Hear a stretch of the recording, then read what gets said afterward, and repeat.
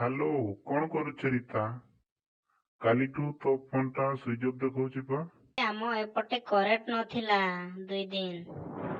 ଆରେ ରୀତା, ଏତେ ଦିନ ହେଲା ଭଲ ଲାଗୁନି। ପାର୍କ ଆଡେ ବୁଲିବାକୁ ଗଲେ ଆଜି ହବନି? କି ଟୁକାଇଛ କେଜାଣ, ତତେ ତ ସମୟ ମିଳିବନି କୋଉଦିନ ବି।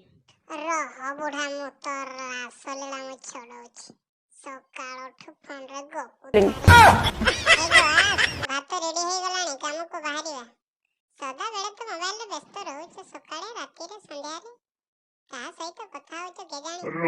ମୁଁ ଟିକେ ପୁରୁଣା ସାଙ୍ଗ ମାନଙ୍କ ସହିତ କଥାବାର୍ତ୍ତା ହଉଛି, ଆଉ ଟିକେ ଗଲେ ହୁଅନ୍ତାନି? ଆଲୋ ଆଲୋ ଆଲୋ ଆଲୋ, ବୁଢା ହେଇଗଲାଣି, ଏବେ ବି ସାଙ୍ଗ ତାର ସରୁନା। ଆରେ ମୁଁ ଦେଖୁଛି, ଆଉ ଟିକେ ପରେ ଗଲେ ହୁଅନ୍ତାନି? କାଇଁ ଡିଷ୍ଟର୍ବ କରୁଛୁ ମତେ କଣ?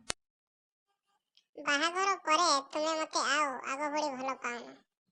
ଆରେ ୟାର, ପରୀକ୍ଷା ସରିଲା ପରେ ଆଉ କିଏ ପାଠ ପଢେ?